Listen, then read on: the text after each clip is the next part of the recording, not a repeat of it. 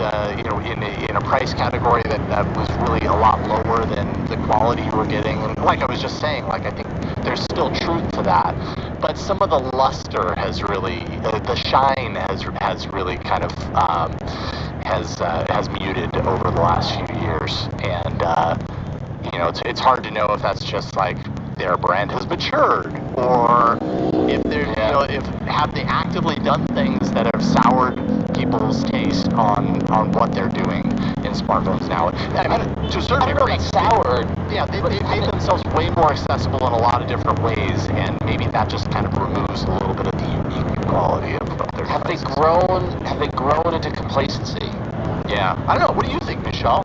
Curious to know kind of your thoughts on the evolution of OnePlus in the last few years, and how people are responding to them versus the way they used to. I mean, you were at XDA for years, so you were drowning in OnePlus coverage at one point. I don't know about you personally, but of XDA in general. Yeah, I think a lot of the enthusiast opinion on OnePlus has soured somewhat based on them switching over to ColorOS. Them becoming less, I guess, friendly with the developer community.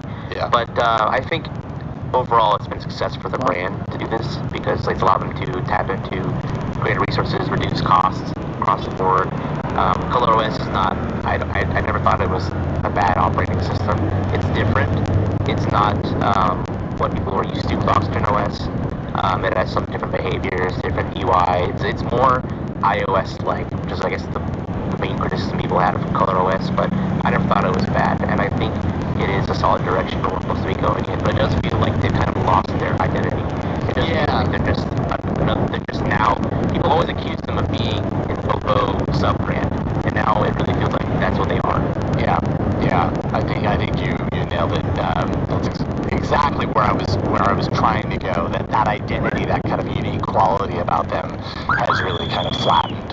Or at least the perception is that's the case. At the same time, they're doing something right because they're in carrier stores now, at least here in the US. And that's really, if you are a smartphone brand and you want to be a, air quotes, success, you gotta be in the carrier stores, and you gotta do what you gotta do to get there. And being the old school OnePlus brand, where they were only selling online, they were really catering to the enthusiasts, developer friendly, all that kind of stuff.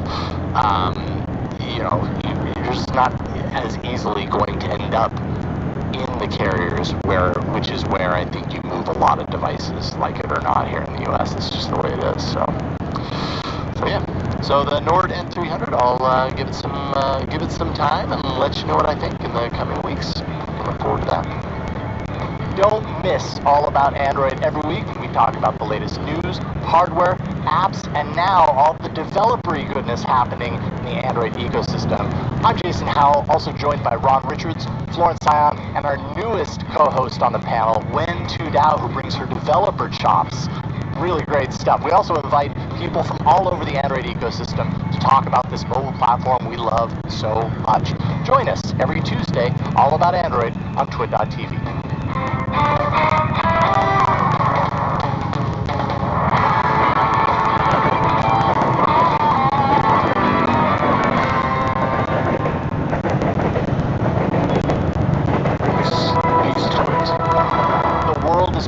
Rapidly. So rapidly, in fact, that it's hard to keep up. That's why Micah Sargent and I, Jason Howell, talk with the people making and breaking the tech news on Tech News Weekly every Thursday. They know these stories better than anyone, so why not get them to talk about it in their own words? Subscribe to Tech News Weekly, and you won't miss a beat every Thursday at twit.tv. Let's talk about soccer and football. You did actually a great piece, Jason, on MLS and what Apple TV is doing with Major League Soccer. We've been waiting to hear about the other shoe to drop on Sunday tickets. The last NFL package still not sold. The Athletic had a report saying there's something going on. We've talked about this before, that maybe Apple wants, well, for one thing, the NFL says you can't show in-market games, and you can't put these games international, which is silly, because the Niners just played in Mexico. The other teams play in London and Berlin. I mean, they want an international audience, but I guess they want to to keep the rights to themselves. Apple Right. supposedly says, no, we want to do that. It's last December. Roger Goodell said the NFL's months away, not days away. How many months? Many months, at least a year, from selling a stake in NFL media, which includes Red Zone, the NFL website, the NFL Network. Maybe Apple's bidding for that. What do you think's going on?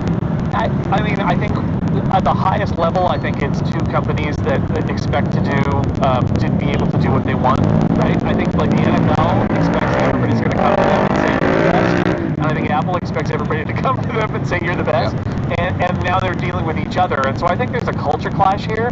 Also, and that Athletic article did a really good job of explaining this. The NFL's view of their deals, their contracts, is you do everything that's in the contract, the letter of the contract.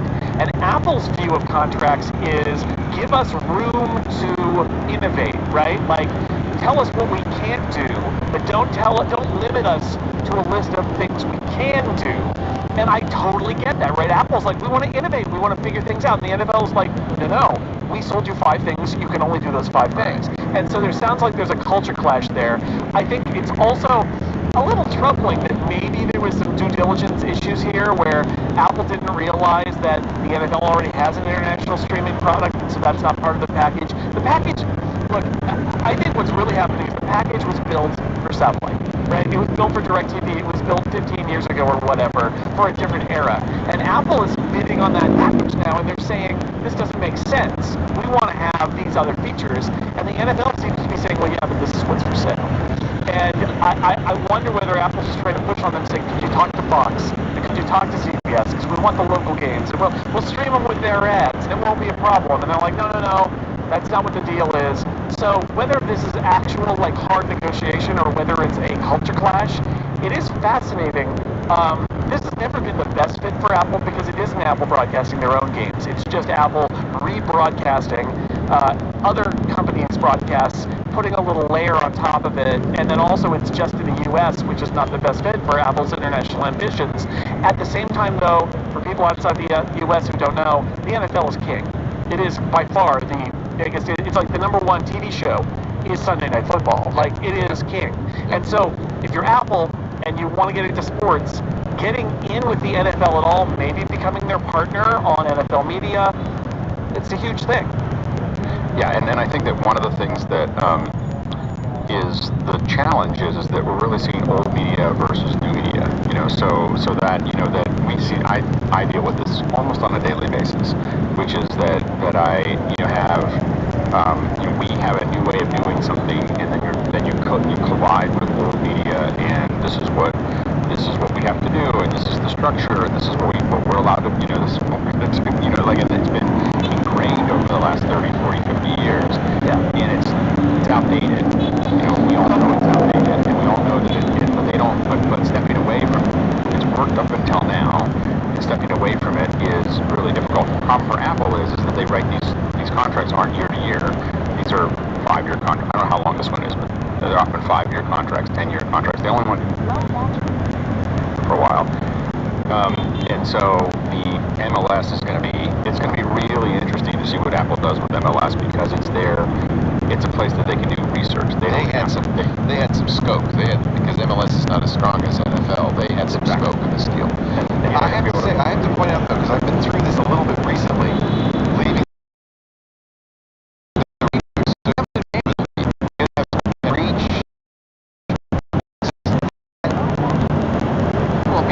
So much more with the same show if it's just ours and our podcast than I could ever do it with Premiere. But it's not just like, kill the old media. There is some value to the old way of doing things, and so this is tricky, I guess. I think you're right. It could be a clash when Apple is. One of the most brilliant things they do about running their business is making sure that they always control their own destiny, that they never have to be beholden to get their bait and go home.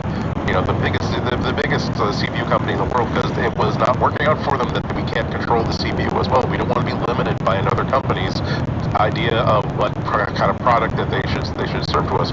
On the other, so it can be difficult when they are not in a situation in which they can absolutely call the shots, because there is absolutely truth to obviously what Alex is saying. The fact that Alex is saying it predisposes one to understanding that NFL is not wrong in saying we know how to do this, and we've done a pretty good job. I'm sorry. What I was going to finish up by saying is that Apple has to respect that there's reasons why we do the things we do.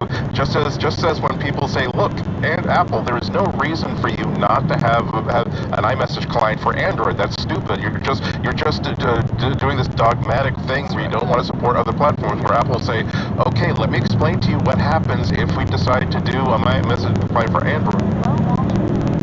They have a very good reason for that, and oftentimes I think that when you have an old media company, when you have an established company, so you can pull. You may think that you may think that this is a silly thing, an outdated thing, but actually this outdated thing is also holding up a number of things that are crucially important, and the value that you're giving.